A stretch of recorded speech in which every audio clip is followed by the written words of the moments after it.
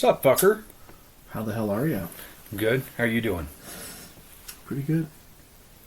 Good after, a couple of these less than mediocre beers. Yeah. Helping for sure. Oh, yeah. So, allegedly June is Men's Mental Health Month. Mm-hmm. But November is Men's Mental Health Awareness. Movember. It's also No Nut November, right? It is. They kind of clash. Yeah, I'm never going to participate in that, ever. It sounds like a dumb idea. Yeah, I would do Sober October, but Yeah. not No Nut November. Yeah, that's whack. But I participate in No Shave November. Yeah. Except for, I've been participating in that for quite a while now. Same. I haven't seen my bare face in almost 10 years. Yeah, the last time I shaved was... For that Halloween thing. Halloween, yeah, that was Bob from Bob's Burgers. That's right. So, that was like 6 years ago now. Yeah. Last time I shaved bare was 2015. That was almost 10 years. It was 10 years, yeah. Yeah. Well, what I find, stupid about that whole thing is June is Men's Mental Health Month, but it's also Pride Month. So Pride kind of overshadows the other part. Mental health. Yeah. So well, I think that's kind of, par for the course for men's mental health, though, I guess. Yeah. You're not as important as this other thing. So, yeah, that's why I think November should just be Men's Mental Health Month. We'll just make it so. Yeah. I mean, even though we didn't, win the presidency, we'll just do it in our own way. Because I would have just put an executive order that November is Men's Mental Health Month. Yeah, and Summerween was official.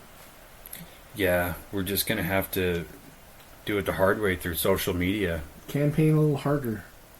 Next time. We got 4 years. We got time to plan this shit out. Yeah, we can build our base.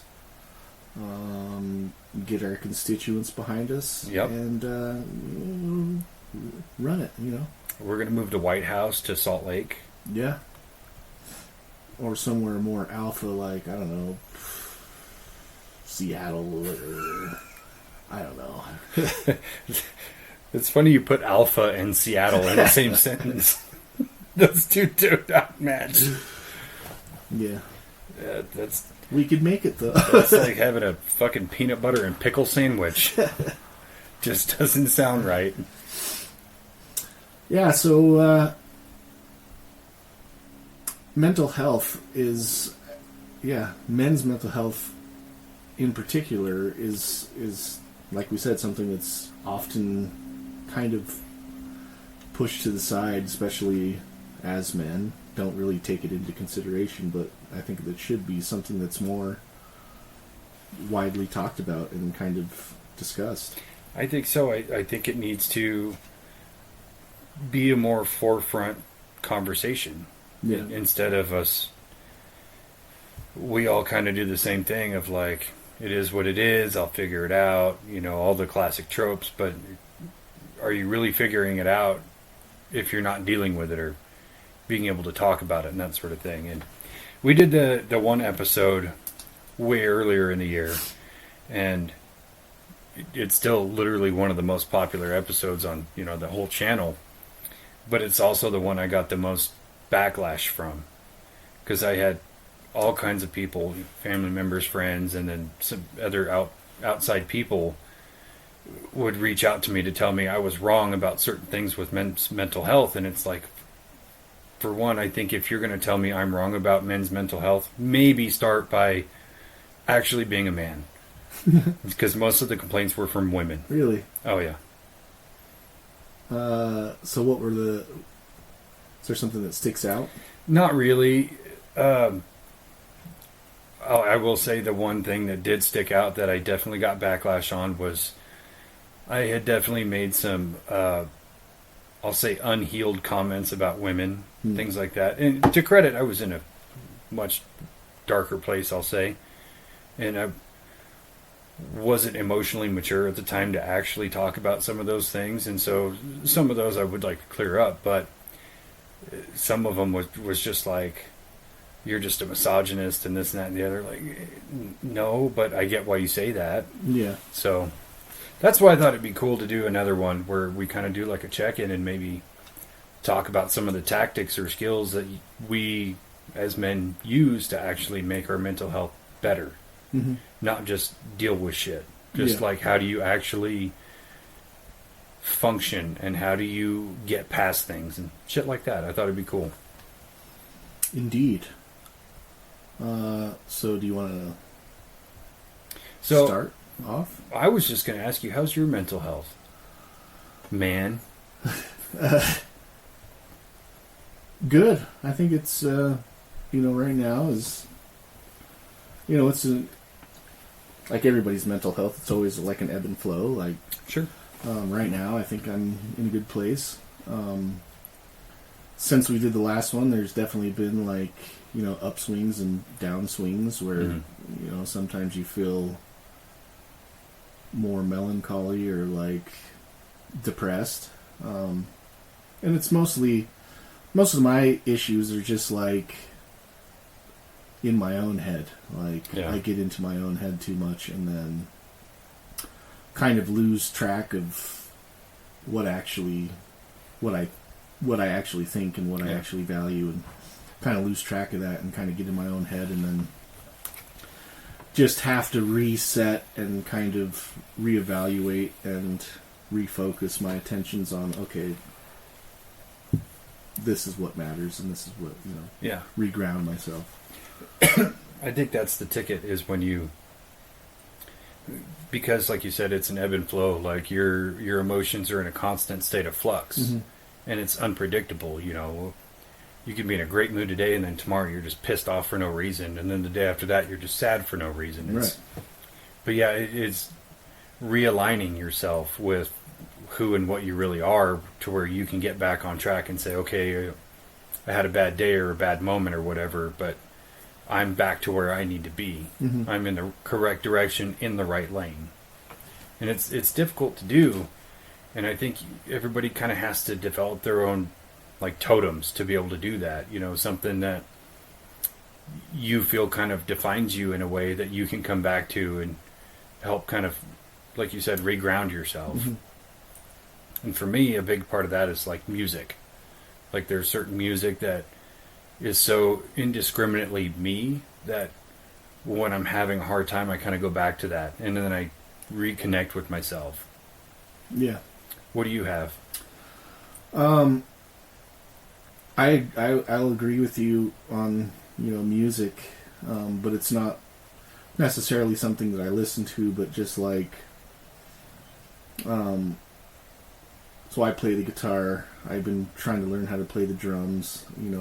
I have never taken any lessons or anything, but I just, so for me is like really just the focus on trying to play an instrument or trying to make music, or like, and I think most of that is just is mainly being creative and letting like a creative outlet, letting a creative energy flow through, my brain for a little while, instead of just being stuck in like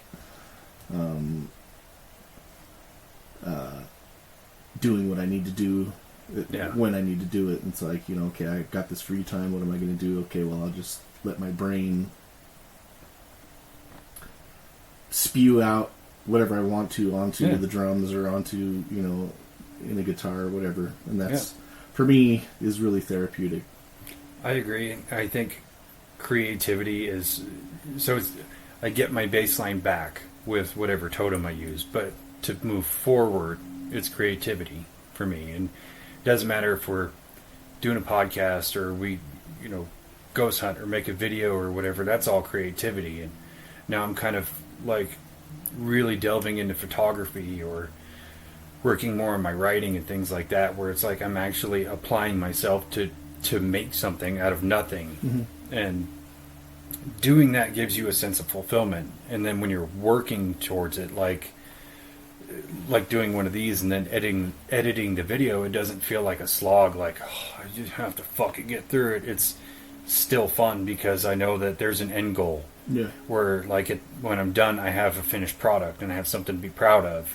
And it transcends kind of just like our conversation into something that maybe somebody else could find some joy or peace or learn something from. And that gives me a really strong sense of fulfillment. Like I'm actually doing something worthwhile. Yeah. I'm not just in survival mode, going to work and making money for a fucking corporation that doesn't even know my name. Like I'm making something for my name and your name, and people enjoy it, and or even, when I sit down and write something, like it feels very fulfilling to me because I could put something down on paper when it started just a blank piece of paper, and maybe I wrote something cool or something beautiful or whatever.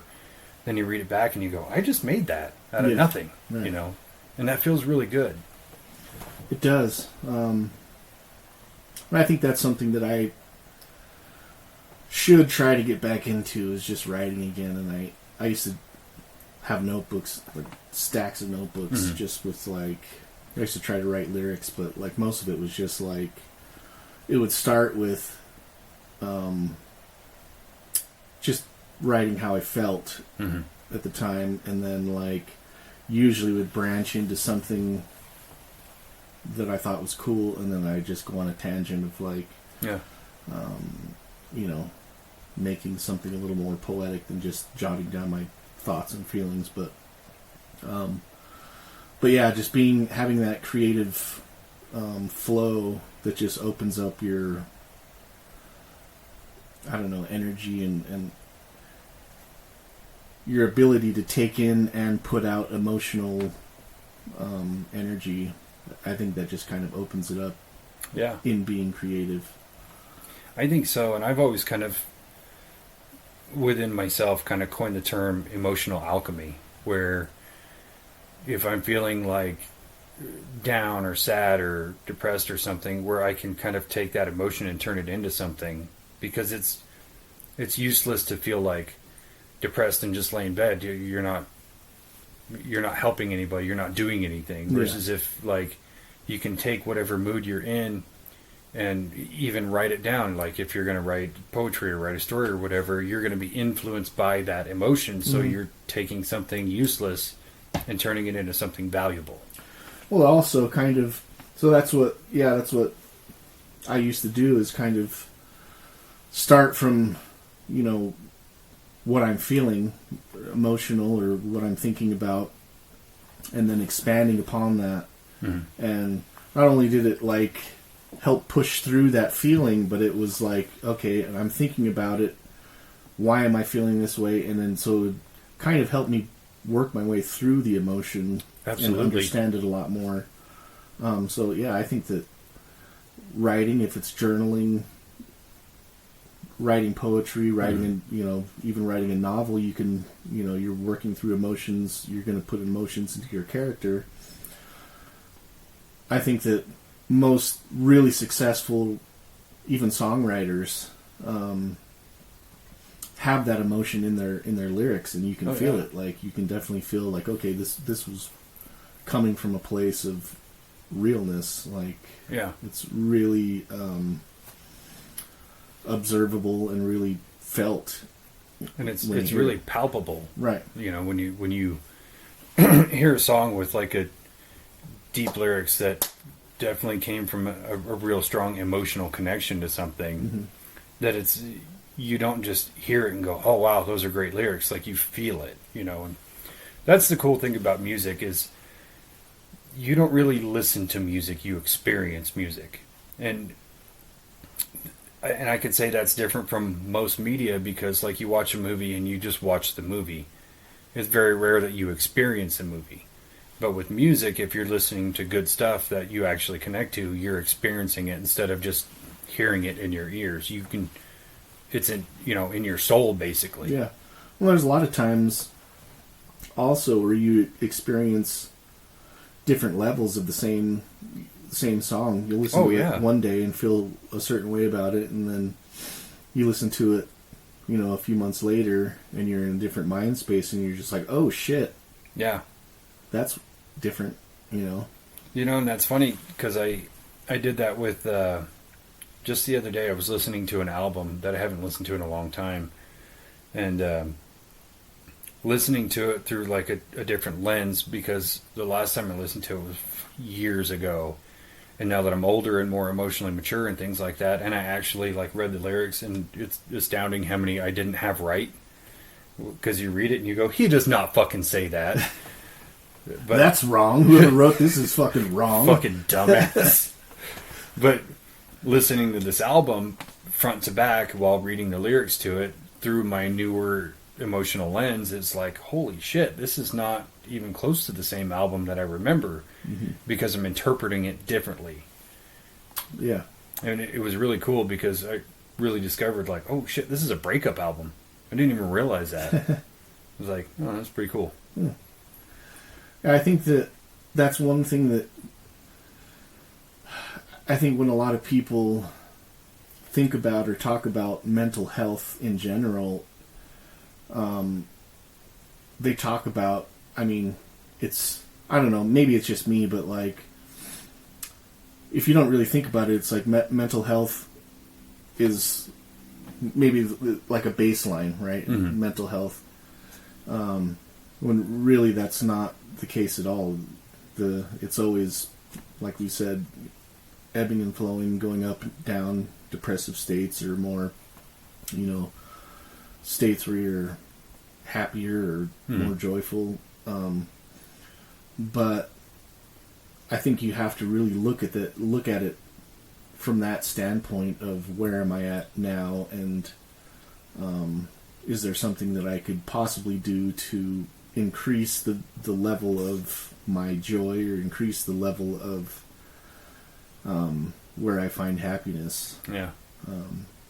And most of the time, it's just, for me anyways, it's just trying to be more present in the moment, and when I'm there, I should be there and not somewhere else. Yeah, it's definitely, like you're saying, it's trying to make your peaks feel higher and your valleys not feel as low, where, it's kind of like your diet. If you just eat shit all the time, your peaks are really low, and then your valleys are even lower, and you're in them for longer, versus if you make small movements and small changes to your life and your personality and yourself to make the peaks stay higher and the valleys not be quite as low. So when you have a low point, you can grasp, like, this too shall pass, or how do I deal with this in an efficient way to where I can get out of that and go back to the peaks, Yeah. And I think a lot of people struggle with actually just dealing with their emotions. Yeah. Like, when you're having an issue, stop trying to quick fix it, or just like ignore it till it goes away. Like, learn to sit with your emotions, learn to deal with yourself. Experience your emotions. Yeah. And I think for me, after the last few years of kind of hardship, where I was letting myself feel emotions, but I was expressing them outwardly too much, instead of like learning, why do I feel this way, or how do I feel this emotion more efficiently. And for me personally, I've kind of learned to just like experience my emotions passively, where I can almost disconnect from it and say, yes, I'm feeling sad right now, and this is why. This is the feeling I'm having, and I know it's going to pass. So instead of feeding into it, or like sitting there feeling sorry for myself or whatever, it's just understanding that, yes, this is a wave that I'm feeling, and another wave is going to come, and a different wave is going to come. It's going to pass. But for right now, it's just observe it, acknowledge that it's happening, and accept that it's happening, and it'll go by a lot smoother. Mm-hmm. And that's with every emotion. Even when you're happy, you have to apply that same logic. Instead of just being like, oh my God, I'm in the greatest mood and this is going to last forever. No, it's going to last like an hour until somebody pisses you off. It's going to last until these two fucking rock stars that I just drank wear off, until I piss them out. Until I crash. Yeah. No, I totally agree with that. And that's something that I'm working on doing now, is just kind of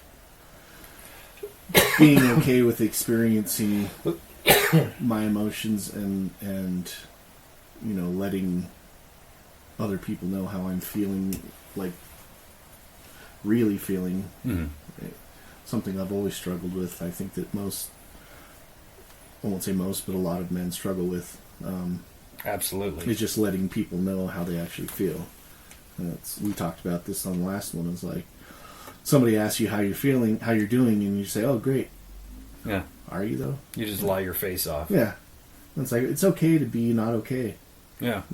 If I say how you doing, you say, "Well, I'm not doing so good right now." Okay, well, what can I do to help you? Yeah. You're going to get a lot more out of it than just saying, "Great." Okay, cool. Well, and I think there's something to be said for being able to express that in like if I say, how are you doing? And you're like, "Oh, I'm not great right now." I'm like, "Okay, do you want to talk about it?" And you're like, "Not right now." Okay, cool. At least I know where you're at and how you feel, and I can kind of adjust my approach to you based on that. I'm not going to just be like, "Oh shit, Spencer's having a fucking off moment. I'm just going to stay over here. Yeah. I don't want to deal with his bullshit." I got my own shit, bro. No, it's more like, okay, I understand, you're feeling a certain way, so I'm not going to press you about anything or be like, "No, come on, you got to tell me." Like, no, it's your space when you want to, kind of thing, and just having empathy towards somebody else, just knowing that they're having a hard time or dealing with something in the moment means a lot more than just being like, "Oh yeah, you're good. I know you. You're tough. You'll get through it. Whatever." Pussy. If you were a fucking alpha male like me. Fucking beta. If you were a high-value man like me, you wouldn't have any of these problems. You know what? You're having issues. Why don't you buy my 3-week course? It's $10,000 and I'll do one fucking online call with you for 4 minutes. It's mostly going to be yelling at you, calling you a fucking pussy. Oh, God. No, yeah, I totally had something that I was going to say after lost it. Yeah, empathy and caring. Yeah. So, that's what it was. I think for the most part, usually that's all that I need is, like, validation of, like, say you ask me, are you doing okay? And I'm like, not really. Oh, I'm sorry, I'm sorry. Yeah. Is there anything I can do? Yeah, I'll work through it. And that's all that really most men need is just validation of I'm feeling a certain way. I don't feel good about it. I don't really need anything from you, but I just want you to know that there's something going on. And for me, that's all that it takes is like, okay, I know that I have support if I need it. I'm going to try to get through this. If I do need support, I'll reach out for it. But I just need to go to the gym and get fucking swole. That's it. Well, I mean, if you'd fucking just take gear, you'd get done faster. Yeah. Just fucking pump your ass full of steroids. Pump my ass full of steroids. No, I 100% agree with you. And the way you put it into perspective was perfect. Is sometimes we just need validation and understanding of if I'm not in a good place, but I'm trying to work through it. Somebody else just understanding that you're having a hard time and you're trying. It goes a long way versus the classic old quit being a fucking pussy, rub some dirt on it, walk it off. You're being a loser. You're being a low frequency, like whatever. All the stupid fucking adages that you've heard your whole life versus like just having some acknowledgement like you're a human too. You have feelings too. Yeah. And they matter. But even doubling down on that is, I've been seeing for years on like TikTok, these videos would pop up all the time of people would ask men like, who do you call when you're having a hard time? And everybody goes, fuck nobody. I got fucking nobody. That's not true. If you have nobody, it's probably because you're a douchebag. Everybody's got people that they can call. We're just all stubborn about it. We're all like... That's the hard part about it is making the call or making the... Yeah. That's the hard part is just putting your own hand out there for somebody to grab. And most of that is just ego. It is. It's just... It's stupid. Stubborn ego-ness. Because, I think everybody with a good dad has somebody they can call. Period. Yeah. And I know people think like, oh, my dad's a hard ass or whatever. Guarantee you could call your dad and he will listen to you. Yeah. You may have to tell him, look, I don't want advice. I just want you to listen to me. Just set that boundary. But your dad will. Everybody's got friends. Everybody's got people they call brothers that aren't actually their brothers. Yeah. You can call them. You're just being dumb. 100% agree. It's almost like I knew that because I'm a man. I think that, yeah, being a man gives us a little bit of insight on men's mental health, but I mean, ladies, feel free to fucking fact check me. Considered myself crazy for a long time. Yeah. Another thing for me is, we talked about it on the last one, is like going to the gym, and a lot of it is just I'll have pent up emotions or pent up energy that I'm having a hard time moving through these emotions with. So it helps for me to go to a space where I can just get all of that energy out. Mm-hmm. Put all the energy out until I'm just drained, completely drained, and then start from there. Interesting. Get a starting point, and then, okay, now I can breathe, think about this. All the stuff that I was thinking about, that I was going through as a hard time, was nothing compared to what I just did. Like, that was hard. That's what real hardness is. And so now I have that baseline. I'm back on the ground, so... Very interesting. I think that's where my whole thing with, like, going to the gym or going for a walk or going, doing something physically hard. Yeah. Just to get that energy to a space where I'm like, okay, now I can control the energy that I'm putting out. There's really nothing left, so... Yeah. I'm back in my own headspace. Like, see, I kind of view that differently because for years I haven't been working out like at all, and then just recently in the past couple months, it's just like small kind of micro workouts or like exercises, just like kind of rebuild slowly. So I'm not just trying to crash course and then force myself to quit because I'm pushing too hard. And that's what I've always done. Like, get out of shape, push really hard. I'll see a little bit of result, and then I'm like, oh, I don't want to do that anymore. So now I'm trying to just take smaller bites. Like, you got to get healthy in the same way you got sick, a little bit at a time. Mm-hmm. But my mentality is, I don't want to do it. I don't find pleasure in working out. I don't enjoy standing in one place and lifting something heavy multiple times. It's just, my mind is too fast for that.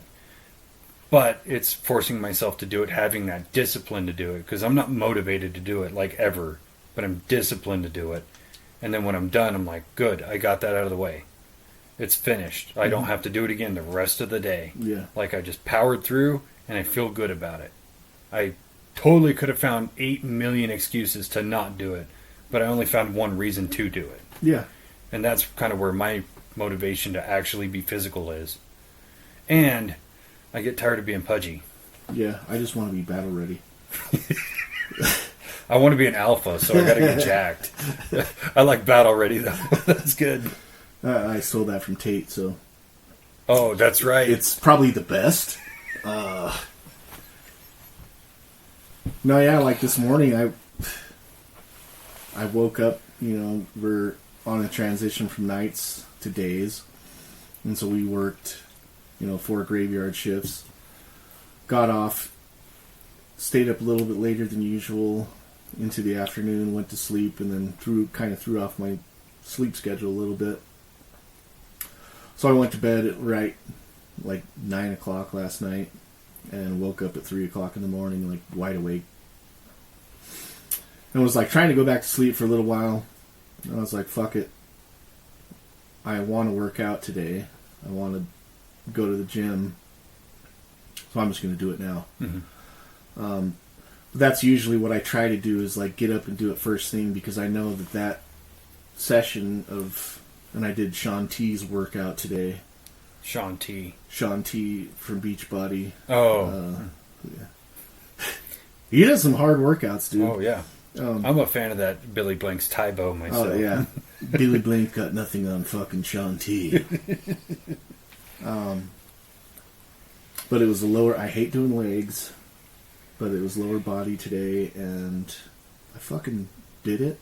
I knew it was going to be the hardest thing that I had to do for the day, and but that's I usually try to do it in the first, right when I wake up, because I know that that's going to be the hardest thing I have to do for the day on most days. Yeah. So it's like, okay, that's done. Everything else that happens today is fucking whatever. And I've been adapting that same thing of just do it as soon as you can. Yeah. Do it before you take a shower. Do it before you go do anything else. I mean, like this morning, I dropped my daughter off at school, and then I came home, and I knew I still had to, pack and get a shower and everything. But I was like, I'm just going to get this done right now. It's either that or I'm going to, do what we always do and, go take a shit and spend 25 minutes on my phone, or I could spend 10 minutes and get a quick workout in, And then I did that, and I was already kind of feeling a little sluggish from my sleep schedule being all fucked up, and I may have slightly overindulged in a little bit of whiskey last night, so it was that's the first way to kick out that shit out of your body, is just get your muscles moving and sweat it out, and then you feel great, and you're not I'm so hungover, I feel like shit.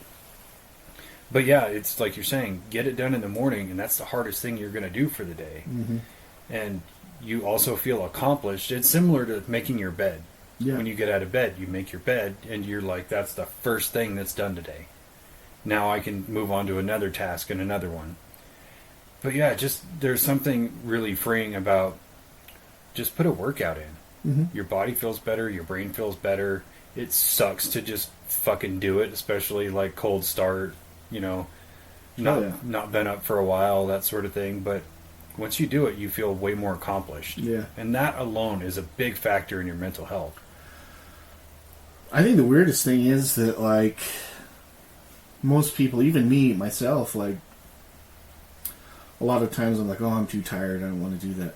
I'm just going to lay here and not sleep, but just lay here for another half an hour instead of just getting up and doing some exercises or stretching even. Yeah. But I find when I actually get up and do it, I actually have way more energy than the days that I don't do it. Yeah. I think it's just the endorphins and you creating that energy inside your own body. You're going to feel more energized all throughout the day. Well, there's something to be said for you're bored no matter what, right? Even if you're just laying in bed and the TV's on and you're doom scrolling on your phone, you find you're bored with that. Mm-hmm. So just multitask, just put two things together. So I've been spending a lot of time watching videos on photography and photo editing and video editing and all these other things. So it's if I'm literally just sitting here watching TV, why don't I grab that dumbbell and just curl it while I'm watching TV? And then when it starts to really hurt and it's past the burn and into the hurt, okay, stop. Now do the other arm. Yeah. And you're not going to get amazing results out of it, but it's you're going to get something. And you're not just laying there stagnant going, oh, I'm tired or I'm bored or whatever. You're making good use of your time. Right. I usually just work out the one arm when I'm looking at my phone, but I never get a second set in. Well, I'm ambidextrous, so I'm just equally jacked. That's why Kara got that walking pad, the little treadmill thing upstairs.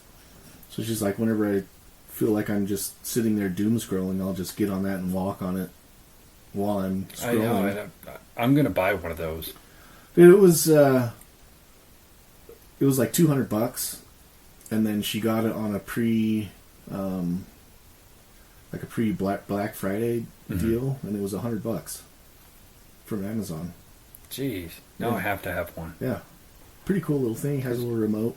Yeah, I mean, if you're just going to sit there and watch TV, you could do something with it. Yeah.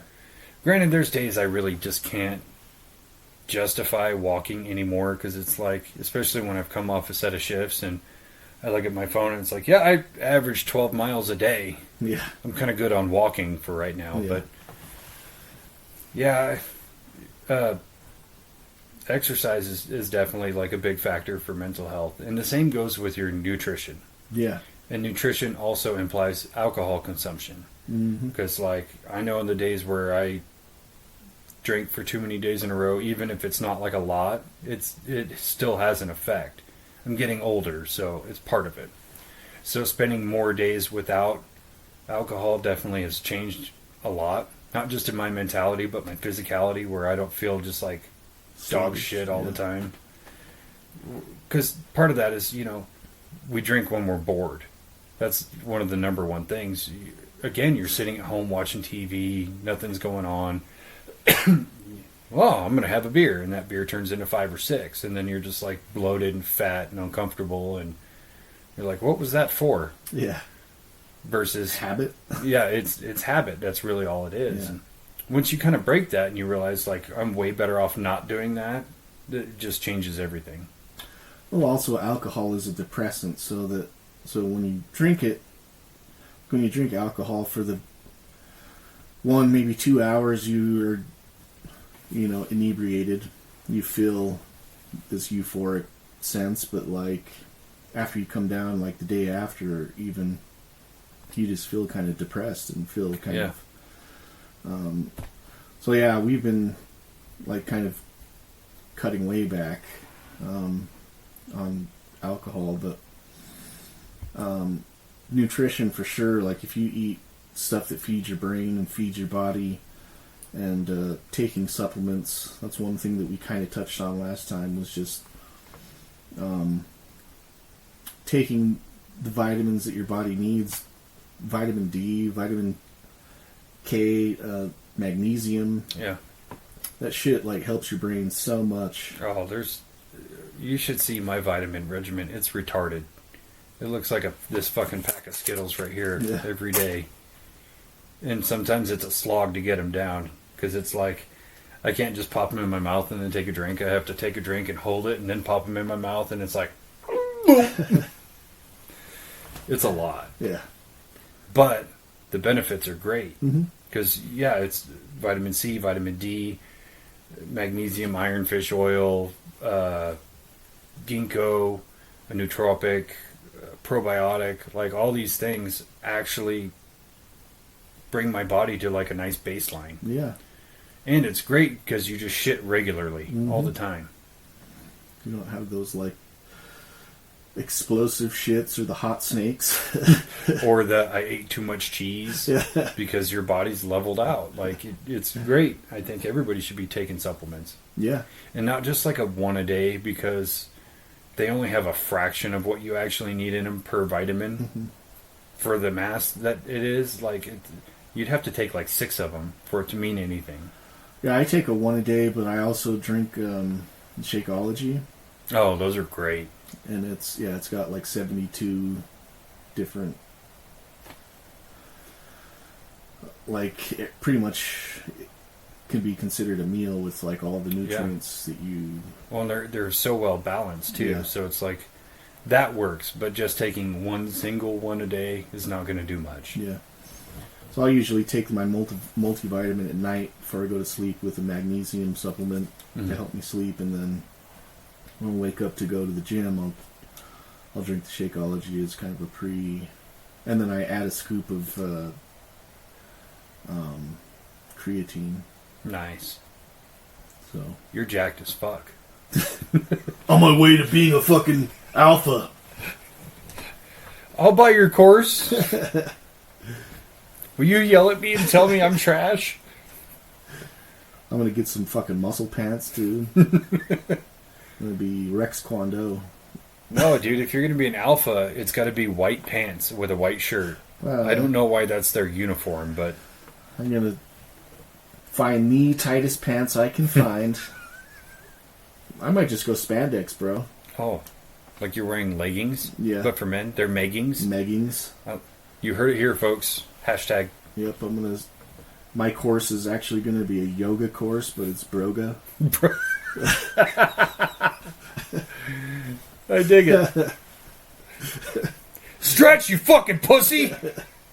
Stretch that fucking butthole. Is your paperwork in there? What did he call it? Hooping? Hooping? Yeah, I'm not doing that. Me neither. Maybe, I don't know. This is my paperwork. Holy shit, that's a novel. Don't fucking worry about it, bro. Oh, yeah. So I think one thing that really helps my mental health is having a healed perspective on things.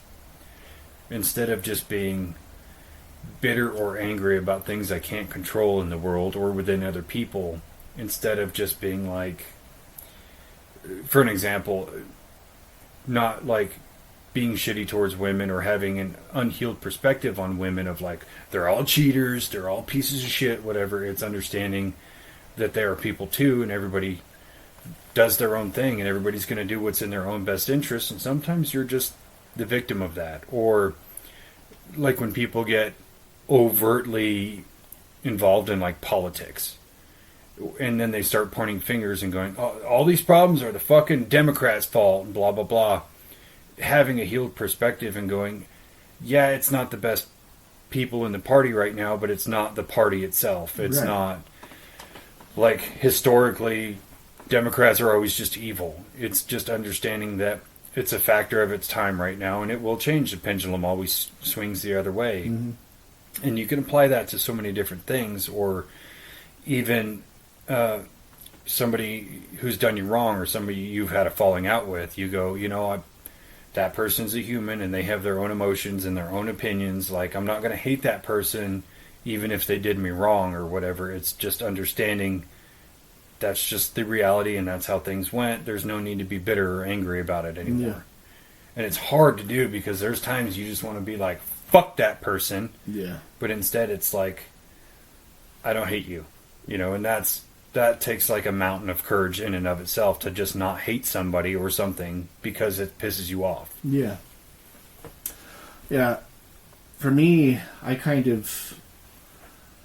I adapted that outlook on life kind of an earlier age, like in my early teens, like trying to figure out why my parents got divorced and like, mm-hmm. And I was just looking at it like, okay, well, all these things that I've heard from this person, I've heard from, both sides of this, seems like they're just people. Like, yeah. And it's hard to look at especially as a kid, like look at your parents as just people and realizing that they really don't know what's going on. They're just kind of trying to figure it out as they go. I think that's just like I'm trying to do now with my kids, I think that's a thing you realize with age, is that nobody's got a fucking roadmap. Yeah. We're all winging it. Mm-hmm. It's just some people are better at winging it than others. That's the cold, hard reality of everything. Yeah. None of us really have a strong grasp of what we're doing. Yeah, so I look at people when stuff happens or people do things that I don't understand for myself. Like, oh, that's crazy. Didn't see that coming. Yeah. Okay, well, keep moving. Yeah, that's what it is. And I really kind of went on a deep dive fairly recently about forgiveness, because that was something I never really found within myself to be able to do. So I had to understand it from a different perspective, because to me it was like, oh, I forgive you and you're off the hook. And that's just the way we think about it. And when people piss you off or hurt you, you go, I'm not fucking letting you off the hook. You want forgiveness, you have to earn it. But that's really not what it's about. It really is about like learning to let go of whatever trauma you're dealing with that came from another person. You're forgiving them within yourself, not just outwardly telling that person, I forgive you. But the thing that I learned about it is you have to really understand that everybody is just doing the best they can with what they have in the moment. Mm-hmm. And it's easy to say, well, I wouldn't have done that. Well, you haven't lived that person's life. You haven't had their lived-in experience. So you don't know what they're capable of. You don't know where their heart really is, or how their emotions are, or what kind of trauma they've been through that led them to that decision. So it really is people just doing the best they can with what they have in that moment. Yeah. And sometimes people just make mistakes, and Even if they don't own up to it, you have to be able to understand as a mature person that people fuck up. Everybody fucks up. Nobody's perfect. I'm really, really close, but I still, when sometimes I make a mistake. It's usually shoelaces, but Yeah. not a big deal. Shoelaces are hard. I'm going to go Velcro from now on. Slip-ons. Slip-ons. Just go slip-on. Get those, like, elastic things you just put in the shoelace holes that just kind of expand. Yeah. Put your foot in. I dig it. No, yeah, that's a really profound way of looking at it. It's definitely forgiving somebody is does more good for yourself than really the other person. It's true. In most cases, or a lot of cases, I think that when that happens, the people that have wronged you don't even realize what they've done. Like until you bring it up and like, oh shit, I didn't even. That wasn't something that I was intending to happen. Yeah. But even like you forgiving somebody, they don't even. They did the best, so they don't. The other person doesn't see that as a wrong choice. Like you view somebody that made a choice, and in your view, it's a wrong choice or a bad choice or a choice that hurt you. But in their view, it was the best choice that they had. So it was like, taking a step back and looking at the choice that they made from their perspective and saying, okay, well, yeah, I can understand why you made this decision and why you made this choice. And that's hard, but super beneficial for just to understand it for yourself. Oh, absolutely. For myself. Well, yeah, because people will do things and you go, that doesn't make any sense. Like, logically, doesn't add up. It seems cruel and unfair and blah, blah, blah. But really, you also have to think about things that you've done to other people that they may have felt the same way. Mm-hmm. And from your perspective, it was logical and it made sense, or you had an emotional response, or whatever the reason was. You'll find a way to validate it. And you have to realize that other people are validating their own bullshit at the same time. So nobody's innocent in this world. It's kind of like we all fuck up.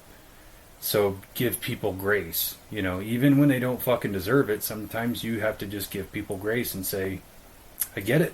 Yeah. You did what you did, and I reacted the way I reacted, and this is where I'm at. I mean, I'll never go out of my way to tell anybody that I forgave them. Like, if you want to know, you can come ask me, but I'm not going to be like text somebody in the middle of the night and be like, hey, by the way, I forgive you. Because most likely they're going to be like, fuck you, I don't care, Yeah. So it's not about them, it's about you. Right. And carrying around resentment towards somebody is like dragging a fucking bag of bricks with you wherever you go. Yeah. And I just got to a point where I didn't want to do it anymore.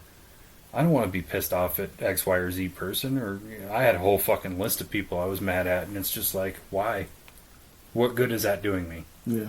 Am I benefiting a single thing from that besides, like, when I think about it, I get irritated? Nothing. Yeah. There's no benefit. So I had a coworker that I used to work with, and this was just like 2 years ago, maybe. Yeah, like 2 years ago. I haven't seen him for probably 7-8 years, and worked with him quite a bit for a number of years, and never really had any issues with him. I think that he was struggling with alcohol addiction at the time, and he called me out of the blue one day, like answered the phone. I was like, hey, hello? And he's like, hey, is this Spencer? And I was like, yeah. He's like, hey, I just wanted to call and apologize for if I ever acted in a certain way, or, and I was like, yeah, I never really had any issues, or, I accept the apology, but I never felt wronged by you at all. He's like, I just am kind of trying to make amends with people that I, thought of as, important to me. And interesting. Was this somebody we both work with? No. Oh. It was from when I worked at Got Junk. Oh. And I was like, yeah, man, as far as I'm concerned, we're good. Like, so I just wanted to clear it up, and if you ever need anything, just give me a call. And I was like, Okay, cool. That's powerful. It was really like eye-opening to see somebody do that. I don't know if it was like part of a 12-step program or what, but I didn't ask. But it was a big gesture. Yeah, and that takes a lot of courage to be able to pull something like that off. Yeah, and just to call, like I said, I hadn't talked to him in 7 years prior. That's cool. I hope he's doing good. I hope so too. I haven't talked to him since, so maybe I should call. Hey, bud, we still good? Yeah, just making sure you're hunky dory there.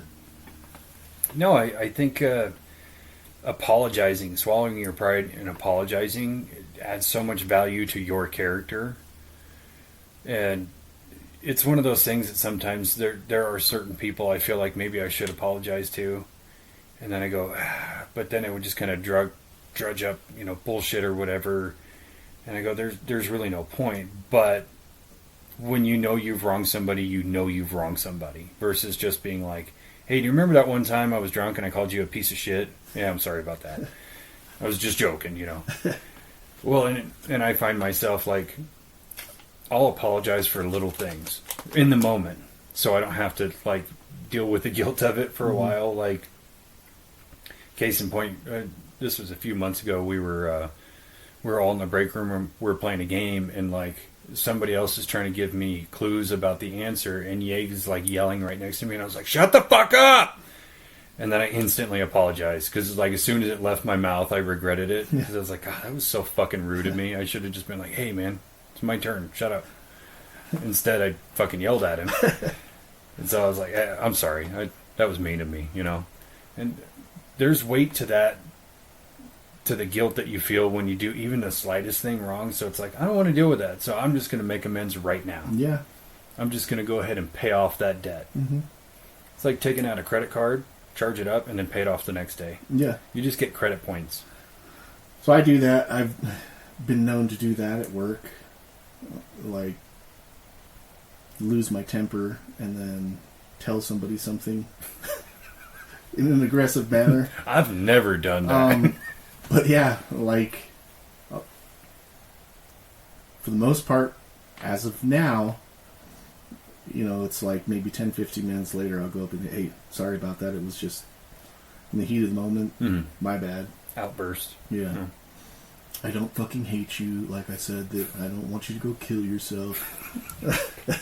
I also don't hope you get raped. I was just joking about the whole thing. Unless you want to. I don't know. That's your thing. I'm absolved of it. Well, and it's even some of the conflicts I've had with people where I should just totally fucking hate them, but I don't. And, those people, I wish them well. I don't hate them, but there are certain people that it's like, we're kind of just done. Yeah.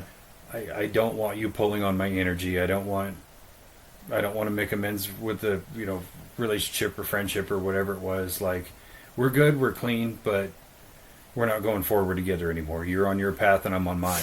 Right. And that's fair. It is fair. And some people tend to not like that because they feel like, well, you forgave me and I forgive you. There's no reason you shouldn't, like, be my friend or whatever it is. Like, no, there's no benefit for me to be your friend. Yeah, so why should we be? It's okay if we're not friends. Yeah, it doesn't. It's not going to affect either one of our day-to-day lives if we are or we're not. Yeah. Like, it's fine. But people tend to get butthurt about it. Yeah. Like, you owe me. No, I don't. Promise. Yeah. So. Well, I totally agree with that. I think that respecting your own boundaries, and then, it's okay for people to respect their own boundaries with... Absolutely. If they don't want to be your friend or you don't want to be their friend, then that's great. Like, less energy you have to put out to try to fake it, Yeah, and it's like, I have a large capacity to have a large amount of friends. It doesn't mean I need you to be one of them. Yeah. There's almost 9 billion people on the planet. I got lots of options. Yeah, I think that is a very healthy thing to do, is cut people off that are just taking the energy and not giving anything in return. Like, you're not getting fed the energy that you're putting out. So it's okay to not indulge in that.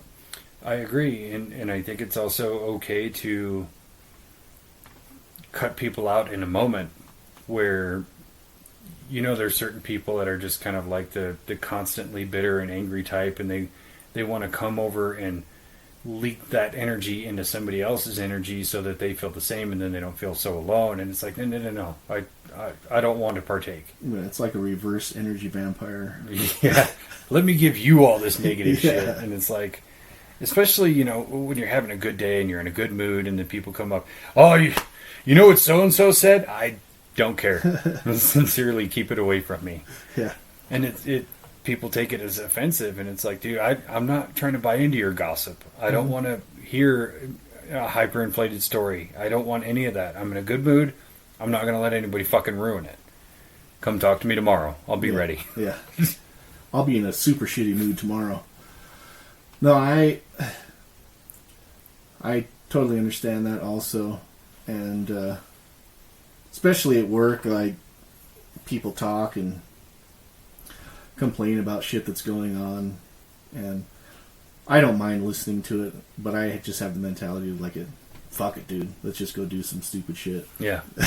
I'm the same, and I understand within myself that I oftentimes have to have like a lightning rod for my frustration or whatever, or like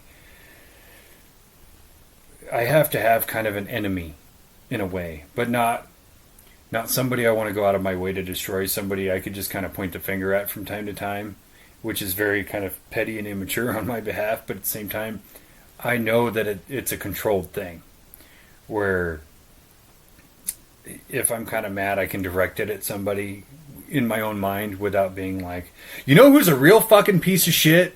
And my shoe came untied, so I'm fucking mad and I want to bitch at somebody. It's that guy over there. Fuck that guy in particular. Instead, it's just like kind of a jokey thing that I do with myself, where if something goes wrong or whatever, like, Foreman wants me to splice. Fucking Scott. It's his fault. That sort of thing. Yeah. But it's a control. It's not like it's actually that person's fault. It's just I'm making a joke to appease myself. Yeah. Yeah, Stitch and I have been doing that. Actually, we'll just find somebody on another shift and then blame them for the day. Oh, it's always C shift for me every time. Even it has nothing to do with, that person probably wasn't even there for a week, and then you just blame them anyway. So, like you said, you just have a target, and then it's just like a verbal punching bag for the moment. That's really what it is. Even if really you don't care, Yeah, even if you don't hate that person or have any discontent, it's perfect. A verbal. It's usually bag. a person that we actually like. Yeah. But it's their fault anyways. It's kind of like all the memes about, like the meme of the dude riding the bike and then he falls over and he's holding his knee and it's fucking Obama. Yeah. It's just like that. Exactly. But now it's Trump. Anything that's wrong, it's Trump's fault. Fucking Trump, dude. Fucking Trump. We should be sitting in that fucking Oval Office right now. Fuck it. Voter fraud stole the presidency right from under us with our one vote. I think we might have 2 next time. For sure. Maybe 3. We'll get Kara to vote for us too. Oh, yeah. Yeah. No, if we don't have 10, we got to reassess the friend group thing. Yeah. I mean, so I saw Sean yesterday. He came walking up, and he's like, "That's fucking wild, bro." I was like, "What's that?" And he's like, "Lucifer had more votes than you and Dave." Lucifer, just in case. Yeah. I was like, "Oh shit, yeah." Well, that was a registered person to be voted for. We weren't registered. Yeah. So I get it. It's fine. Maybe a lot of people didn't know how to spell Dave or Spencer correctly, so... My middle name is Lucifer, so confusion, I understand. David Lucifer Brown. It's true. We'll have 2 or 3 next time. Yeah, at least. I just want enough to where, when you look at the expanded view of who got voted for in Utah, that it's just like, we're at the very, very, very bottom. We made the list. That's all we gotta do. We put a fucking dent in it. So one thing I did for myself that, well, I learned about myself that really helps me in my mental health is learning, but also learning from much smarter men than me. So there was a few people I really kind of clung on to, like Marcus Aurelius in his statues on like stoicism and being a good leader and that sort of thing. And I don't know why I'm struggling. I have it written down right here. There's Alan Watts. Have you ever heard of him? Remind me. He's a lot in the mind space of let go, and the universe will take care of things, and things are going to be what they will be, and what have you. But mostly the principle of let go and stop trying to control everything. So that was really profound for me. Or I say that Joe Rogan talks about Alan Watts. we may have. I don't actually listen to Joe Rogan as much as it seems.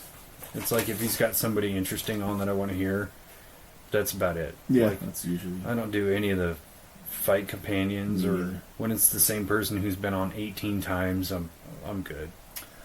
Yeah, the only like reoccurring one that I will usually listen to is the Protect Our Parks.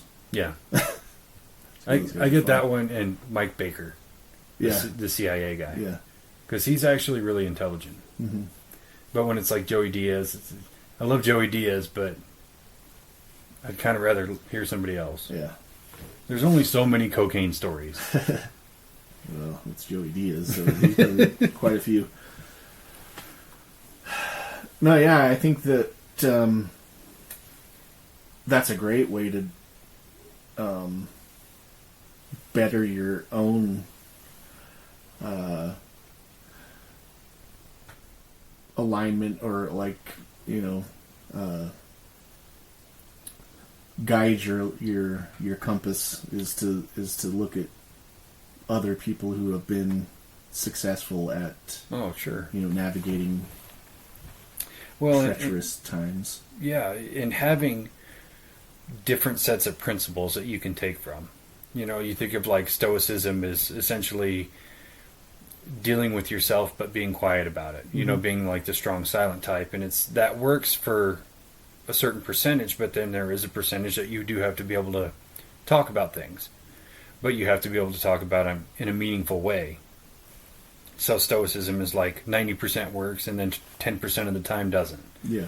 Or Alan Watts is let go, and things will be what they'll be. It's like that works most of the time because you can't control most things, but sometimes you can control things. It's cherry picking what works for what situation. But it's the learning aspect. It's the more you know, the better equipped you are to deal with any given situation or any given wave of emotions. You go, okay, today I'm feeling depressed, but I shouldn't talk about it because I know it's a fleeting thing. My body chemistry is all fucked up, so I'm going to use that kind of like stoic method and just kind of keep it to myself and process it and deal with it on my own, versus I'm really depressed today and I need somebody to help me. Yeah. So stoicism is not going to work. Maybe I need to try Jordan Peterson's version of, therapy or whatever, or talking to a specialist or somebody who can actually help you. It really is just a matter of the more knowledge you have, the better these transitions from one emotional state to the other is going to go, because you know how to handle it. Yeah. Also knowing that you're not alone in feeling these emotions and feeling certain ways about whatever it is. Yeah. And seeing that there are other people who have talked about, feeling similarly, and you've used these different tools to get through it. Definitely learning and reading and finding out what works best for you, because everybody's different. Some people probably feel like they need to talk about things more than others. Like, I personally internalize a lot of stuff and then kind of use both of those tools, stoically keep it to myself, work through it in my head, and then get to a point where it's like, does this shit really even matter? Yeah. And then let it go. Like, exactly. So yeah, learning different tools and different ways to deal with things is super beneficial. It is, and it's fun to learn something. Yeah. And I think that's a very understated thing with everybody's mental health, where I'm going to say too many people in this world think that they're way more intelligent than they really are, despite being incredibly, like, not well versed in anything. Mm-hmm. Most people don't actually read or listen to a long form conversation or things like that. A lot of people take snippets and take it as information, and it's like, no, that's the spark. The information is the fire. Yeah. So it's forcing yourself to actually sit down and consume knowledge is actually really good for everybody, and I think everybody should do it more often. Yeah, I need to go buy some books. My oldest was telling me I need to read more. I was like, why don't you shut the fuck up? Subscribe to my course. Yeah. Why don't you take my 8-week course and give me $10,000 and shut the fuck up? Fucking pussy. But yeah, I was, they were talking about this bookstore they went to, and she was like, they had a lot of cool shit that I think that you'd be interested in. Like esoteric and a lot of books on like paranormal stuff and like there's this little bookstore up in Mill Creek. They're like, you should go in there. They have a lot of cool shit. So yeah, mysticism and books on psychedelics and shit like that. Well, it's actually an enjoyable thing, and I think of reading in terms of the same way I think about like working out, where it's really hard to do, like to force yourself to do it, but once you do it, you're like, oh, this is actually nice. This is enjoyable. Yeah. My problem with reading is it has to be dead fucking quiet, because every little sound distracts me, and then I'm just like, I can't get into it. Squirrel. So it's, yeah. Yeah. I can basically only read like a handful of times a week when it's just like, there's literally nobody around. Mm-hmm. So I keep like a book in the truck most of the time. So when I'm, waiting to pick up my daughter at school or whatever, I read that book until I finish it, and then I get another one and put it in there. Or pull up to the parking lot at work, and it's like, oh, I'm here early. I'm going to sit here and read a chapter or two. So it's really nice, and I recommend everybody do it. Yeah. Because it is good for your brain. It's good for you to actually sit and focus on one thing and consume information. Yeah. But I also think there's another thing that I personally like to do that I think more people should do, but a lot of people are incapable, is I spend a good amount of time just sitting by myself, no TV, no music, no phone, just like in the dark, at night. Just sit there quietly in the dark with yourself with nothing but your thoughts. Just do it for 10 or 15 minutes. Yeah. It's astounding how many people are incapable of just being bored. But when you do that, you learn that boredom is actually a great tool. Yeah. Because you're there with yourself and only yourself. And that's the only person you're with 100% of the time, so you might as well get to know it better. You know what I mean? And so that's one way I actually do kind of like a self-check-in. So, after work or whatever, I'm sitting in my room, doors closed, lights are off. Before I turn on the TV, just sit there in silence in the dark for 10 or 15 minutes and just be alone with my thoughts. Yeah. And it's hard to do at first, and then you get used to it, and you kind of look forward to that time of the day where it's like, it's a peaceful moment, I do something similar, but it's usually on the drive home from work. I don't listen to the radio. I don't listen to anything. I just kind of go through shit that happened throughout the day in my own mind. Sometimes I'll even have a conversation with myself. Like, I talk to myself a lot. Driving down the road, I got a half an hour drive, so it's just having a conversation with myself about something that was either bothering me or whatever it is. Or just something that's on your mind. Yeah. Well, I do that all the time. And I know it sounds like sociopathic or whatever, but I literally talk out loud to myself in the car, because it's like, for one, sometimes I need expert advice, so I talk to me. Yeah. No, it really is just like talking out the situation outwardly, because your mind can process it to a degree, but verbalizing it kind of, it's almost like writing it down. Mm-hmm. Like it's more in stone, you know, when you, like if I'm driving home and I go, okay, I have tomorrow off, so when I get up, I'm going to do this and do this and do this, and I make my plan, then it's like, that's written down. It's fucking on the agenda. It's going to happen because I talked about it, instead of just like, oh, I really should wash my bedding tomorrow, and then you don't do it. Versus I tell myself I'm going to wash my bedding tomorrow. You're solidifying it. Yeah. You know. And expert advice. Expert advice is crucial. I mean, I could probably talk my way through brain surgery. Just cut that and see what happens. As long as it's like a duck or something, and you're planning on having duck for dinner. Let the intrusive thoughts win. Ew, it's squishy. Ew. Now, yeah, another thing is trusting in the people that you are, you know.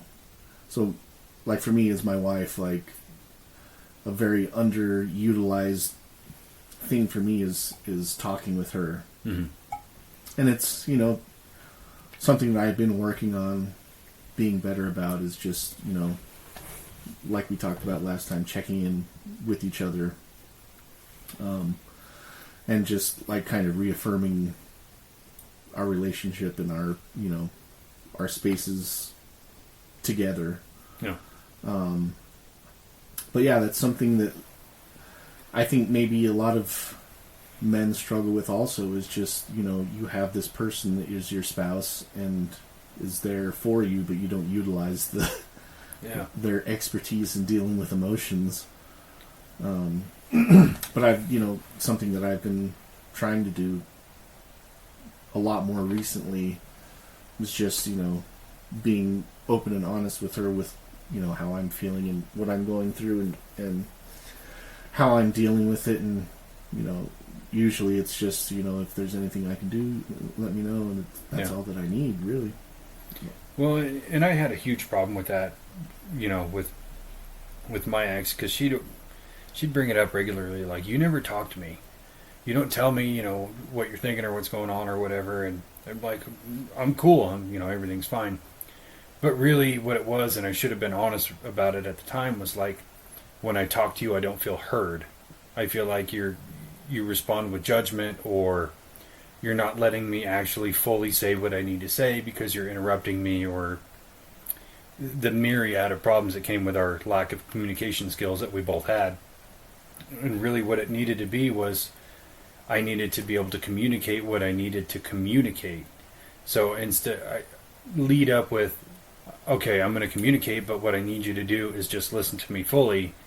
And that's really what I need, is just for you to listen and not have a judgment or an opinion. I just want to vent. Yeah. Or I have this problem and I need to say the whole thing before you say anything, and then you tell me your suggestion. So it was just like not having the building blocks for, you know, efficient communication between the two of us. And a lot of that was my fault, because I just didn't try. Yeah. Because, you know, she would come home and tell me about her day and all these other things, and I'd come home and she'd be like, how's your day? And I was like, yeah, it's fine. Even though I just had a shit day or whatever, but I felt like I was just burdening other people by complaining about it, or I was just being a bitch by complaining about it. Instead, what I should have done was, yeah, I had a really shitty day today, and I don't really want to talk about it. Yeah. Or, yeah, I had a shitty day. Let me fucking tell you something, you know. And just not being so, like, stiff about it, and be able to outwardly communicate what I needed to at the time. But in there, also communicating to her what kind of communication I needed. Like I said, like, oh, I need to vent, or I need advice, or I just need affirmation or validation, that kind of thing. And I think I still don't do it to this day, but I don't have anybody to, like, communicate it to. But I think if we could do that and have that understanding, like, we'd all be able to talk a lot better. Like, if you came to me and you're like, I'm going through a hard time and I just need you to listen to me. I'm like, you bet, let's go. Yeah.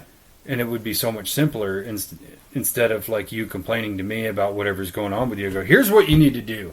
Because nobody really wants that. Nobody wants like somebody else to tell them what to do. Apparently, there's a lot of people that want that. They buy all these kinds of courses from fucking Tate. And that's the stupid people. No, yeah, I agree. I think that Karen and I talked about this one time. Could have been on one of the episodes. Where men and women just have different styles of communication, whereas we had the same problem. Like, Kara would come home and she would vent to me about stuff, and for me, and it's like her coming home being emotional and then venting to unburden herself of this emotional baggage that she's carrying around, or emotional energy that she's carrying around. Mm-hmm. Me being in my logical mind is like, okay, I'm going to fix this. And now the problem is shifted from her. Now it's my problem to try to fix her problem. And so it was a lot of times I would get frustrated with her for coming home and telling me these things, thinking that she wants me to fix it for her. Yeah. And where really it's just her letting me know that, she had a tough day and this is what happened. But in my mind, I'm like, okay, well, I can fix this. Let me help you. Yeah. And not, just taking a step back and being like, okay, that sucks. Yeah. Well, and that's what we as men do. We fix things. Yeah. So it's in our nature to just automatically kind of post up and go, okay, I could do this, this, and this for this problem, even though it's not my problem at all. Right. And I think all humans do this, where we try to communicate in the way that we want to be communicated to. Whereas like my ex would come home and vent about her day or whatever, and I wouldn't have any feedback. I would just listen. And if I would give her like affirmations that I'm still listening, like, oh, what? No way, get the fuck out of here. Or that's crazy. Or, just to show that I'm actually paying attention. I'm just not offering any feedback because I don't feel like you want any feedback. Mm-hmm. But really that was what I wanted. I wanted her to listen to me in that same way. It's kind of the same way with like love languages, where if your love language is physical touch, but hers is words of affirmation, you're giving her physical touch thinking that you're showing love, but that's really the way you want to receive love. Mm. We're just wired to do that because humans are kind of innately selfish. Yeah. Yeah, and I think that a lot of people struggle with viewing that other person, or not viewing the other person, but like reciprocating in the way that they understand better. Yeah. Like you said, if you're more of a touch person or a, words of affirmation person, and so you give those things because that's what you think that they need. Yeah. Yeah. It's because it's what you would want. Right. And so you feel like naturally that's what other people would want. But in reality, other people are different. But I think in a lot of times we as people just don't have the capacity to actually like delve into that. We just think we're doing a good thing, mm-hmm. but we're just doing the wrong thing. Yeah. It's weird. We're all fucking stupid. I mean, I'm from planet Krypton, so I'm exempt, but you mortals are fucking dumb. You pathetic fucking losers. Look at you guys signing up for Wes Watson's classes and shit when I'm right here. So crazy. It is crazy. So I think, for me, one of my most important skills, and I want to hear what your most important skill is for your own mental health, but mine personally is isolation. And I've learned this from going to therapy because my therapist was asking me about if I self-isolate. And this is, yeah, like a lot. And she's like, do you actually get anything from it? And it was like, it's what I feel I need to do fairly regularly. But I don't feel any better when I stop, when I come out of that and become social again. And she's like asking me all these questions, how long, or what kind of isolation? Are you just completely cutting everybody off, or is it like you just don't want to talk to anybody in person? And we really delved into it a lot. And she kind of helped me understand that I was doing it wrong. So isolation is part of my personality because, as she put it in a perfect perspective for me, of like, when you're dealing with people, your social battery drains. So you as a person feel you need to isolate to kind of recharge your social battery. But if you're not doing things while you're isolating yourself to recharge yourself more efficiently, like, you're just going to drain fast again. And so typically when you self-isolate, you'll grab a drink and you'll shut your door and you're watching TV and you're feeding off of social media and negative shit that you're watching on TV. You're not actually making good use of your time with yourself. And so that was one thing I learned, and that's part of what kind of pushed me into reading or spending time alone in the quiet and things like that, where it's like, when I have those moments with myself, that I have to make them worthwhile. I have to actually do something that's going to accomplish something instead of just sit there and veg out, because it's not conducive to actually recharging my battery. So there has to be a reason for me to sit alone, not just sit alone just to sit alone.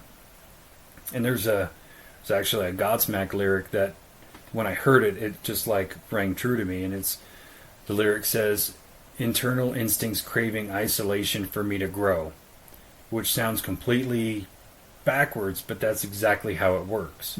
Because I grow more when I'm by myself, because I'm learning, or I'm feeding my emotions in a correct way, instead of forcing myself to go spend time with people when I don't want to spend time with anybody. Yeah. What's yours? Probably the same thing. Like I said, I usually, if I'm having a hard time with something, I'll focus my energy into, like I said, playing around on the guitar. It's by myself, but I'm focusing this thing into a creative space, and using this emotional energy, or this negative or pent-up energy, to not just sit there, but like go to the gym, or go sit down at the drums and literally bang it out, like usually by myself. And then after I'm halfway through that session, I get this release of like, fuck, and then I just start putting in work, like, working, and then feeling that positive energy starting to grow. And that's probably what it is getting rid of that negative energy, or the pent-up frustration, to a baseline where you can refocus, and then you start looking up at something, and then just focus, and then move forward. I feel that shift in both of those things, and I think that's probably why I use those tools for my own mental stability. Yeah, funny enough, the song that those lyrics came from is called Realign. Fitting. But it's also the song that we talked about where every time he passed through New Orleans, he was like, have, all that experience and all that. So kind of cool those things finally came back around. Yeah, full circle. Yeah. That's a great song, by the way. But yeah, I think there's something to be said for isolation.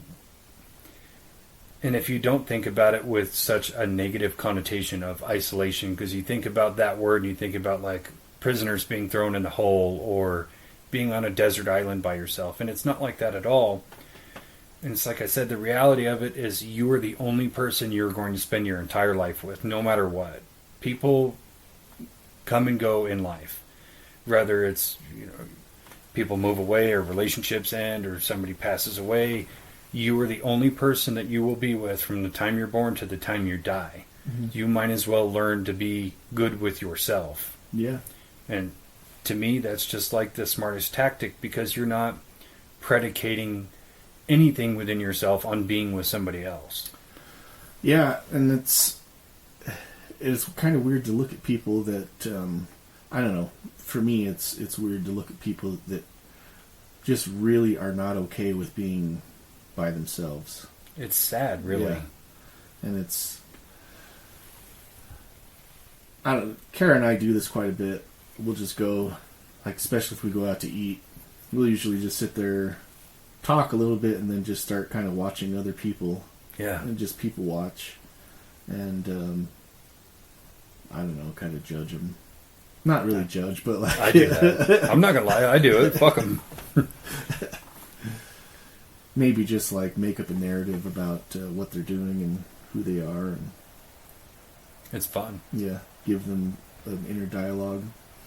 So one thing I do is, I haven't done it a lot lately, but like, I'll take myself out. Like, I'll go out to grab something to eat by myself. I'll go sit at a restaurant by myself, or I'll go to a movie by myself, or whatever.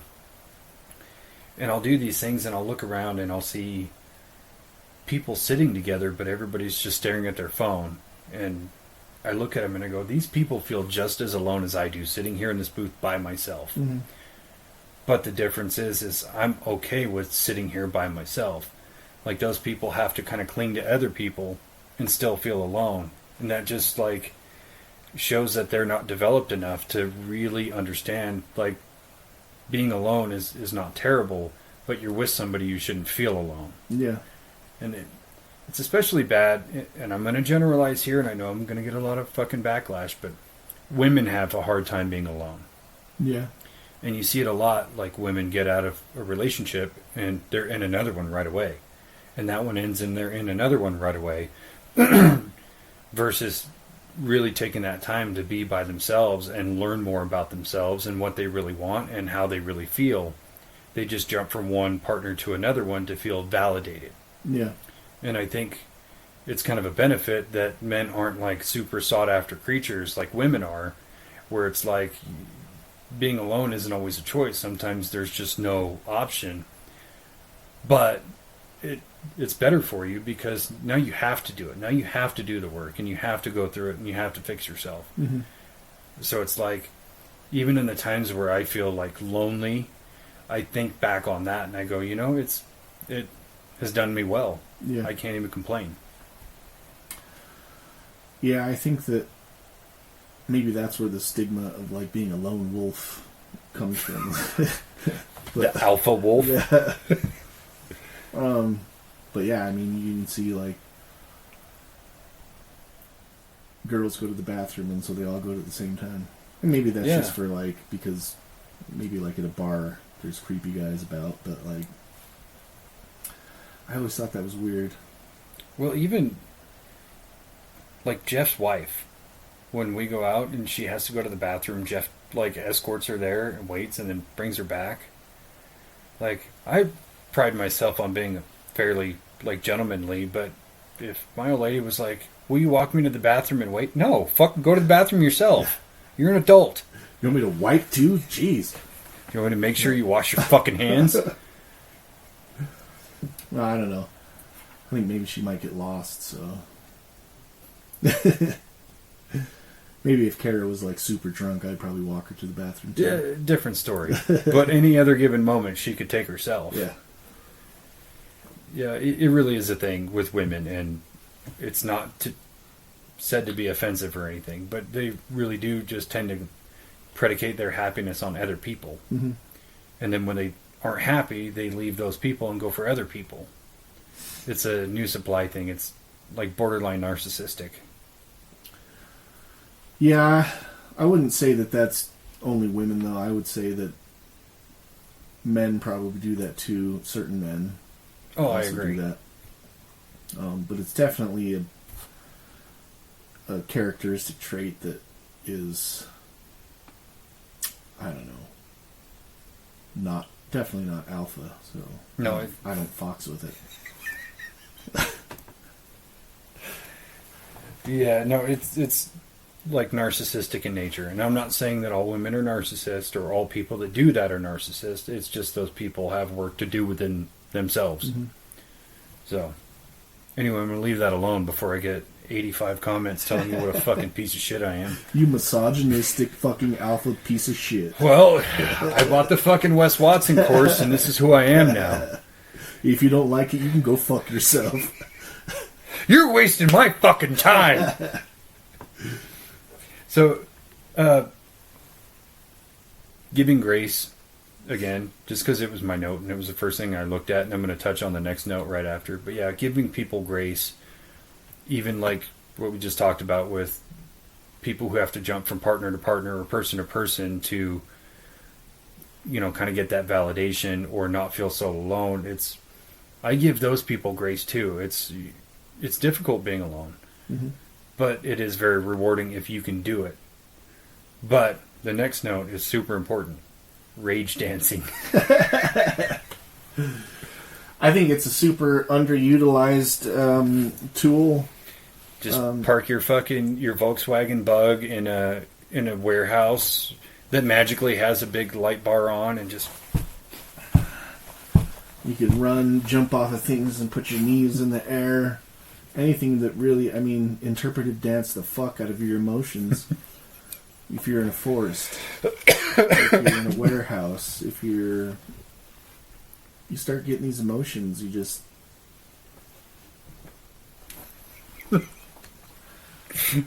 rage dance it. Yeah. There's plenty of times I'm sitting in traffic and I'm just like... Well, you hear people talk about happy dance all the time. Yeah, why can't you do an angry dance? Rage dance. Yeah. There's a horny dance you can do too. Yeah, Pat did the moonwalk the other day. Did he really? Yeah, because we were, starting up the line and we were in a good mood, and he did the moonwalk, and I immediately pulled out my phone and showed him. I was like, dude, it reminded me of this, and it was like a video of Good Morning America. It was a Halloween episode, and they're all dressed like Star Wars characters. And the Ewoks were like moonwalking. Get fucked, nerd. Like, same energy, bro. I was going to say, it's probably really easy for him to moonwalk. Being that much closer to the ground. Low center of gravity. It's science. Science rules. We got to get Pat on here one day. We do. If he would ever quit being a bitch. I think that he just doesn't like leaving his house. I think he's got the same thing that Scott has. Scott's getting better about it. Yeah. He really is. I would say we could just take all the gear over there to Pat's house. But really what needs to happen is Pat just needs to leave his fucking house. Yeah. It's not conducive to be a homebody 100% of the time. No. I'm 75% of the time? Okay.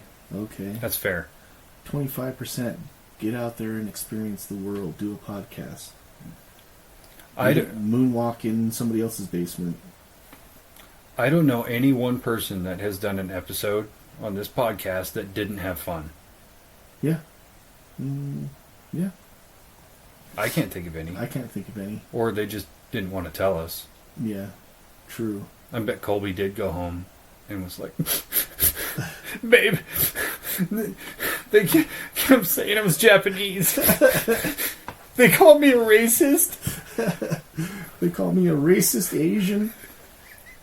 They're not wrong, but... Like, no, we didn't. We called you a Nazi Japanese. Yeah. You're like the living embodiment of the Axis powers. Mm-hmm. It's true. So, one thing I think helps my mental health is leadership.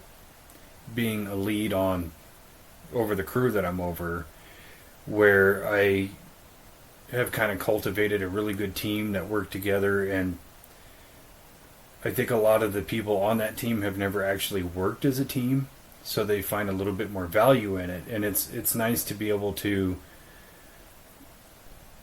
kind of have that ability to bring people together that shouldn't even be able to work together, but now they do, and they work efficiently together. And it is nice to kind of also receive that respect from people that you've earned and then they go out of their way to show that respect by just, doing a good job and things like that. And I think that's a very underrated thing that men should look more into, is just the aspect of how leadership can improve your own mental health. But you have to be a good leader to do that. And for that, you have to be a little more internal to go, why am I not a good leader? Because we all know people at work that are like, I should be a lead. Like, why? You barely know the process and you're a piece of shit. Like, why should you be a lead? You know what I mean? Yeah. Nothing against those people, but reality is harsh. It's easy to sit back and pick apart what you view as somebody doing incorrectly when you don't know what it is they're actually doing. I deal with it all the time. And I've, had leadership roles at every job that I've worked at, pretty much. And you do have that, reward of having people that look up to you, but it also puts you in the mind space of wanting to be able to answer the questions that they have, or like, you don't want to be put in a situation where they're asking you, hey, what do we do here? And you're like, I don't know. Yeah. So it kind of drives you to learn more and it does, and be a better person at whatever you're doing, better leader at whatever you're doing. Well, I think as long as you come at it from a position of being humble, where in those situations where somebody will come up and ask me about something and I don't know, I don't bullshit my way through it. I'm dead honest. Like, I honestly don't know the answer to that question, but I know who we can go ask right now and get that answer, and we can learn it together. Yeah. And there's power in that, because people in your charge see you as a person, and you're not like fallible, but you're also not all knowing and not all powerful. You treated them with enough respect to tell them the truth, and then you went and learned this thing together. So it's not just like, oh, I'm going to go learn and then I'll come explain it to you. Like, no, let's go together. Yeah. I think even in that situation, like, they come up, have a question, even asking for a suggestion of like, I'm not really sure what to, I'm thinking maybe this or that. What do you think about that? And then they give you, a few suggestions, and then at that point you say, that's why you're fucking not a lead, you piece of shit. You fucking retard. No, I mean, definitely taking a step back and letting ideas come from everyone. Absolutely. Is a super great trait to have as a lead in a leadership role. But if you're bringing an idea to somebody in a leadership role and they explain why it won't work, let it the fuck go. Yeah. Don't beat a dead horse. Also, if they clearly you didn't understand something about something that's happening or is going to happen, so if they explain that to you, then okay, that makes sense. Well, yeah, it's the people you're leading also have to be a little humble about it. Yeah. I just try to look at it from an aspect of, if any one of these people in my charge had to be my boss, would I like it? Would I be able to respect them and work for them?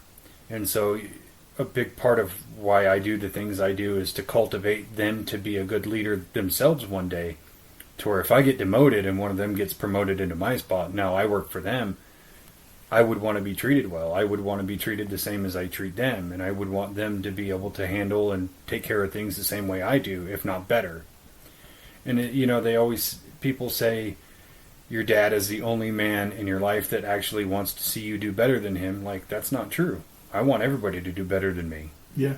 And I think we should all have that same perspective of, like, it's not a competition. We're all going to meet at the top eventually. Yeah. Like, we're all going to the same place, into a grave. Like, do the best you can. Yeah. And I've heard a lot of people at work talk about, like, they'll go to somebody and ask a question, and they'll be told, don't worry about it. I'll deal with it. I hate that and so it's much. Like, yeah, these people are gatekeeping. They don't want to give the information out. And it's like, maybe they just didn't know and didn't want to let you know that they didn't know. But yeah, I try to make it a point when somebody has a question, if I know the answer, or if I have a good idea about what the answer is, let them know and explain everything about it that I know, so that they have the information now also. Yeah. So that, like, if it happens again, they don't have to come to me this time. They can just kind of deal with it. Exactly. And I do the same thing of, like, somebody will text me, oh, there's this alarm on the Foxborough. So I'll go back there and, like, hey, come here, let me show you what this is. And just like the other day, we had a TC alarm going off. Jordan was back there, he texted me, and it's like, okay, this is what it is, this is how you find it. So when this happens again, you can go find it, leave the screen up, let me know, I'll call the electrician. Yeah. So it's giving you more authority over your own line. Right. And people love that shit. Like, they feel empowered. Yeah. And empowering people gets them to do more shit. Yeah. And pushes them to do more in the long run. And I always hated that tribal knowledge. Like, don't worry about it. You don't need to know that. You're a fucking operator. Shut up. Like, okay. I had a similar situation with Jeff the other day. It was a gas fluid analyzer. Alarm went off. He's like, I've never seen that before. I just wanted to let you guys know something's going on. Mm-hmm. So I kind of walked him through, showed him where it was on the screen, took him back there, showed him the what to do. And Mm-hmm. it's just reading how much oxygen is being put out of the off gas in the incinerator. Has to be above this level. Yeah. This is where you read that level on here, and then, you know, I don't expect you to do it, but if you want to do it, you can do it. But yeah, just always let us know that something's going on. Yeah. And that's the way to be. Yeah. And now he knows how to handle it. Right. He doesn't need to rely on Big Papa Spencer. Yeah. Well, he can if he wants. I'll always be there with my 8-week program. Right rage! Alright, so I got one final question for you. And I only thought about this one last night because I was thinking about, like, influences for me that I think help my general mental health as a man. But then I put it through a different lens of fictional characters that I watch or read about or whatever that actually help change my own kind of paradigm. Is there any that stand out for you?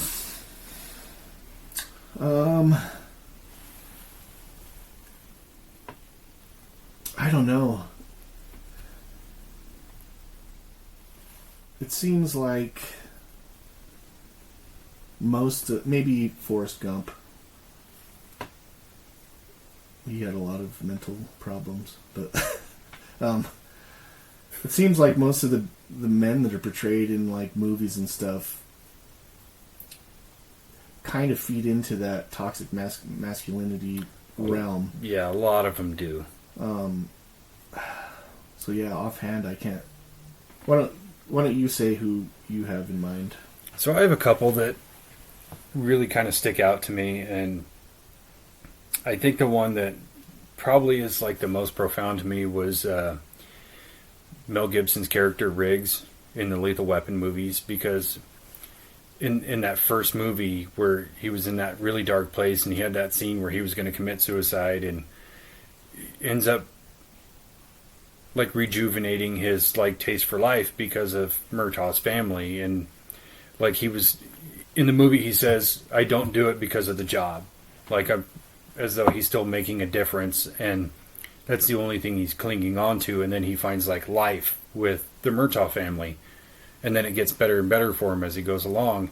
And I always thought that was so cool because he was like a tough badass guy, but he was vulnerable. Mm-hmm. He wasn't just like a Schwarzenegger character who could kill a whole wave of enemies from shit he found in a tool shed. You know, he was a dude, and he was suffering. He was in pain. So I always thought that was really profound. But Did you send me that? What? So I just saw a video. I think I watched a video this morning about. It was like a panel of Mel Gibson at a Comic-Con, I think, or FanX, and they were talking about how that character in Lethal Weapon was an inspiration to men's mental health. And I did not. Yeah. I don't even think I've seen that. Huh. Wow, full circle. Yeah.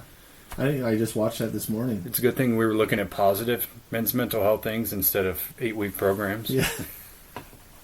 No, that's cool. Yeah. I'm going to look that up. But yeah, then obviously I have, like, Wolverine is a big classic of mine, you know, because I feel like that's a character who's torn within himself because he has the Wolverine berserker rage, as they call it, but he kind of yearns for like a normal life kind of thing. So he's constantly dealing with the monster within himself, and I think that speaks volumes to many men. Yeah.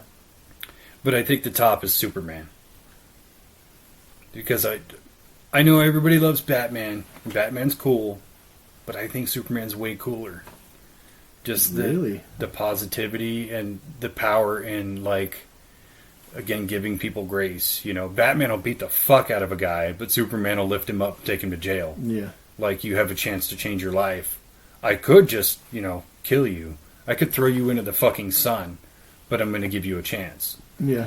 So I just always thought that, like, basically a man with the power of a god chooses to be a man.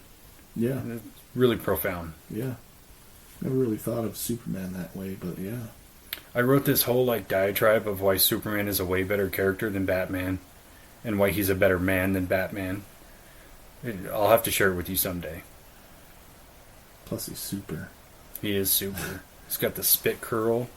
Looks like I mean, Henry you Cavill. could really, like, take a lot of Mel Gibson's iconic characters like Braveheart or, you know, his character in The Patriot and look to those as examples of manliness, or, you know, a man going through strife and trying to be a better man than his opposition. Yeah. Or even Mad Max. Mad Max. Yeah. So maybe it's just Mel Gibson. I think it is Mel Gibson. Mel Gibson is the alpha. He's the tippy top of all dudes. The alpha. We're crowning him emperor. We're just the fucking Ligmas. I couldn't imagine Mel Gibson saying Ligma. Yeah. We should get him to try it. Oh, dude. Mel. Ligma. Hook it up. Ligma. Nuts. Just say it. I still think Mel Gibson's great. So do I.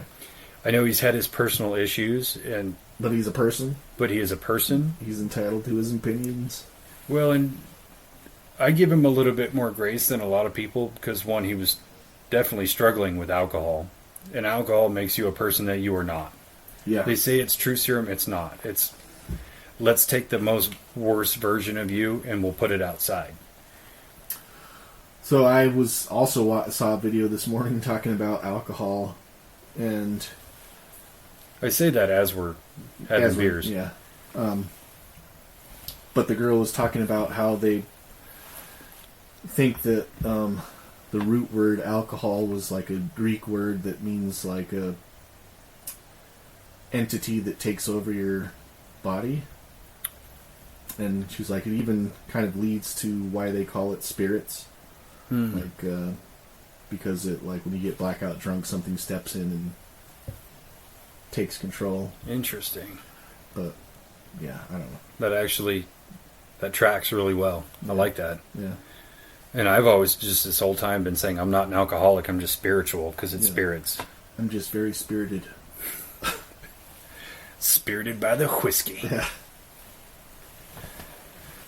But yeah, I think men's mental health is something that we should all be more willing to talk about more often. Yeah. That's why I think this should be like a reoccurring thing. Like every 6 months we'll do a new one where we do a check-in. So, how do you feel your mental health is as compared to the last one that we did, as of right now? You think you're in a better space, or? Absolutely. I would honestly say in that last one, I was carrying around a very, very big bag of bricks about a lot of things, and I was very bitter and angry and resentful at a lot of people and basically at the whole world. But understandably. Yeah.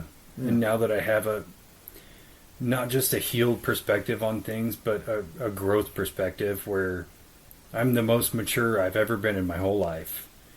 And I've grown the most as a person, just literally in the last like year of my life, than I have in the last 10. So, yeah, definitely better. How about you? I feel like I from the last time we did it until about 4 days ago, I was doing really well, and then I started watching all those alpha male videos. Now I feel like I'm doing really fucking well. Dude, I'm telling you, they make you feel better about yourself. They do. Self-improvement is key. I think we should Buy Ferraris? I can't afford a Ferrari. Yeah, me neither. I was going to say, I think we should start our own like alpha male program, but it's to teach discount alpha males how to be good males.